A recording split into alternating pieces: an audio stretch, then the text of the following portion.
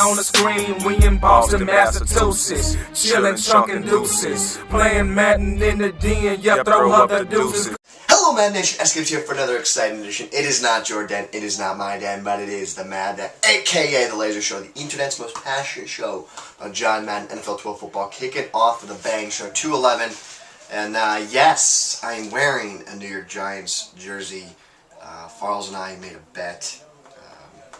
If I lost, I would wear a jersey that was of the New York Giants variety on Twim. This is actually a Jeremy Shockey jersey, so shout out to my man Shockey on the Panthers this year. So I will be wearing it tonight for Twim. I think I might back out. I'm not sure. But today we're going to talk about the second formation from this playbook. This is the I-form tight twins from VG Raven Maniac. You can follow him on Twitter, guys, at VG Raven Maniac. This is full run and gun guide. He was courtesy via his courtesy to share this with everybody. So it's been pretty exciting. Yesterday we talked about the single back ace twins, and now we're talking about the I-form tight twins. So you notice he's big on twin sets, and I think that's because he gets a nice man zone read from that coming out in that twin set. So props to him for that. And let's dive right into it here. We're gonna get our zoom on. I do need to get the stinking tripod back from Z Farles. We'll get a zoom on here regardless. Without it, zoom. So here it is. There's the zoom. I'm taking the Panthers out for a spin just for fun. So let's say, for example, let's see, come out in, we'll say nickel, two-man under, we'll come out in that. Now, the base play he comes out in is the weak ISO, and what he says is, against man, motion wide receiver to the right, pass the tight end, and snap. Now, the reason you do that is, watch this. See how this defender right here, I'm not going to move him, but Scandrick here is lined up from Smith. So if I run the ball here to the right, to the left, and I know it's man, he's just extra defender in that area that can just cause me problems. So if I want to get rid of him, oops, wrong motion. So if I wanted to get him out of that area, what I could do is just motion Smith, and he's going to follow Smith across the field. And that now moves him out of the area where I want to go, and now I just make a nice cut and get a nice big gain. Now, if, say, for example, it was zone coverage, which you would know based off of seeing how the defenders on the right side are lined up over there, or also just tendencies from your opponent. Are they playing man? Are they playing zone? Things like that. Instead of motioning them all the way across, you know, if you motion them all the way across and snap like it was man-to-man, you lose the ability to have that extra blocker. So now it's actually advantageous for the defense in that situation. So what you want to do here is you just want to motion Smith, snap it once he gets right to the tackle, so that you still have that blocker that can pick up that zone defender. So this is the base play, and really what you want to do, this is just a nice check down route. You want to just run this. This is a consistent 3-4 yard gain type run. When things get switched up, that's when you can go check down to your second run from this formation, which is the quick audible run down, the halfback power. This one actually has a little bit more power potential. Now against man-to-man, remember before we said motion Smith over. Now what happens is if you motion Smith here this time with the run going right, you put that extra defender in the area of the field where you're trying to run the ball. So what you want to do is, again, he says run the play as is. I like to keep things to look very similar. So what I would do is probably I would motion Smith and snap him at the left tackle here, and then I would run right off the right edge with my running back. So again, that's just to keep it honest. I mean, you could also quick snap it. It's whatever is to your heart's content. So I would snap it there just to make it kind of like look similar, and then you just try and fight for yards up through the middle of the field. Not getting any good blocks here. There you go. That's the one I was looking for. And then it's off to the house.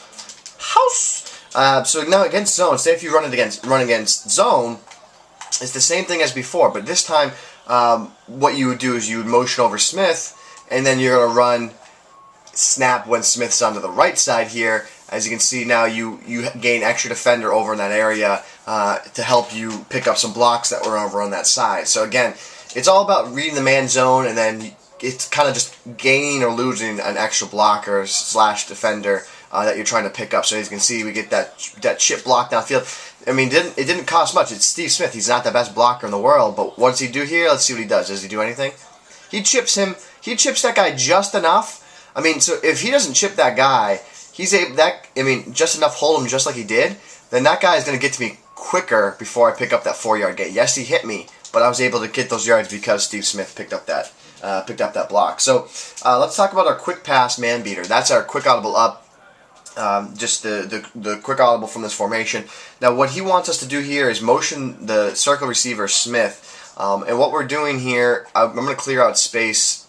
I could leave Olsen. So what he's saying to do here is take him, Smith, place him on a drag as soon as he crosses the center, let him get over here, and then you're going to snap, because then he's going to come back inside, and then you deliver the pass to him. So there's two different ways you could run this, right? You could run it like this. You could motion Smith, place him on a drag already, and then snap, throw here, and then pass to the flat, right?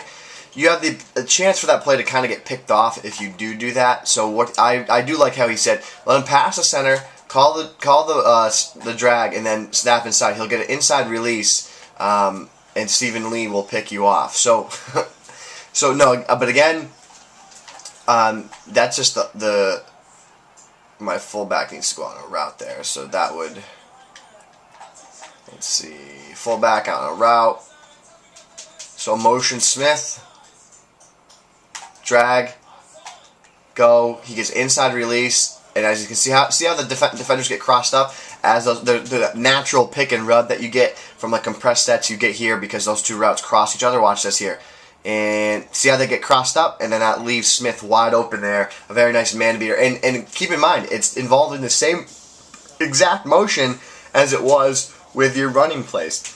Now another thing you could do from here, is the following. Shriek Smith. Actually, this route by Olsen is going to be a phenomenal quick pass, FYI. That's as Newman jumps and picks it. This is very similar to the single back big ace formation. The play where you snap throw on the outside to Greg Olsen. As you can see, you can't bump and run Olsen on the line of scrimmage unless you manually bump him. So what's good about this is it's going to be consistent there, and you just kind of try and snap throw it in there, deliver the ball to him. So another thing you can do from this though is you could streak Smith and then slant in Nene and Olsen here, and then you want to play a user catch game here. But I mean, Steve Smith isn't the best target for that, even though he came down with it. That's the idea. Double slants, that combo. It's the same style concept that's worked throughout Madden 12. So let's talk about the next play. This is the audible we put in the China special. Now this is a bit of a tell because the receivers do step up, and that's okay. I understand that, but it's a bit of a tell, and that's okay. But we want this for specifically is to attack zone coverage. If they are just hitting us with zone, I really do like to call this play, mainly because look at this. You have a flat by halfback, a deep corner, and then a deep streak.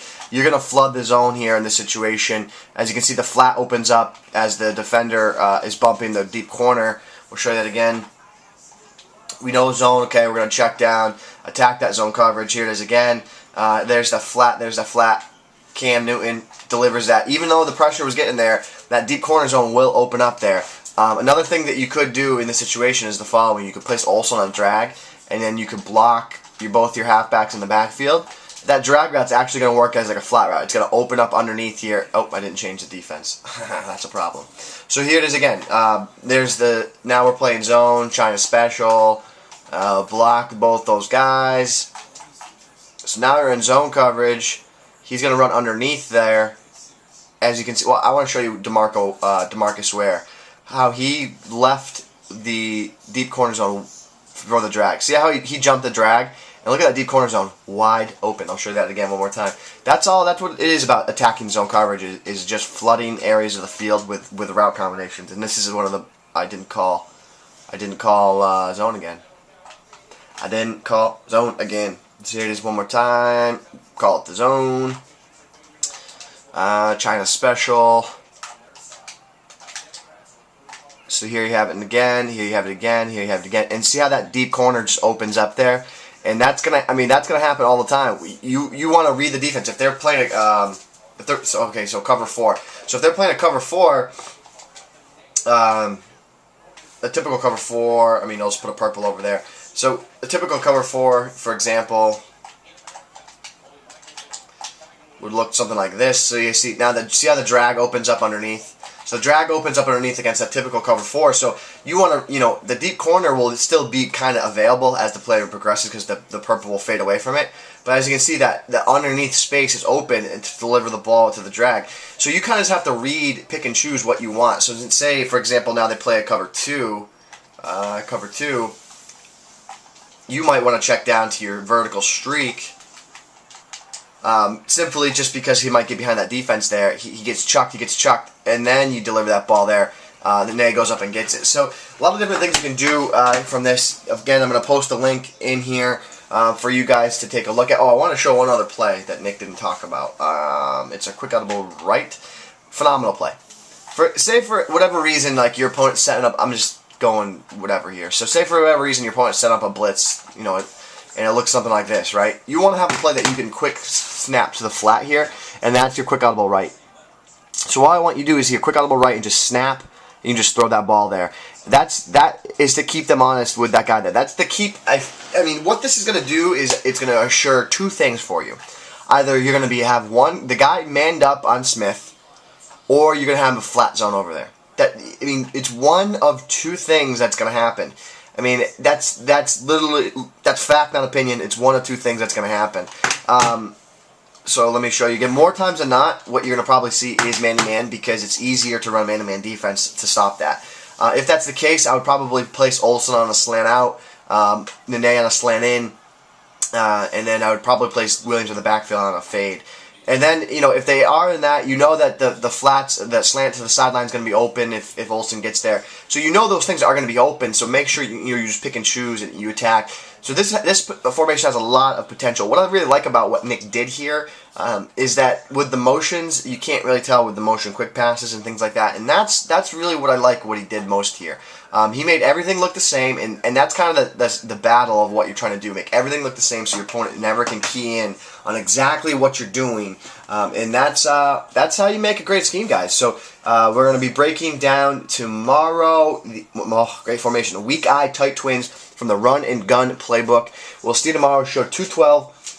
As always, fellas, twim tonight, final twim of the season, so it's going to be a nice one, big one. I'm pretty excited, also sad at the same time, but I know life goes on. We'll be back for next year for another season of twim, the fourth installment of twim. Pretty crazy, but let's end it with a bang. Guys, it is. I'm already forgetting my little catchphrase.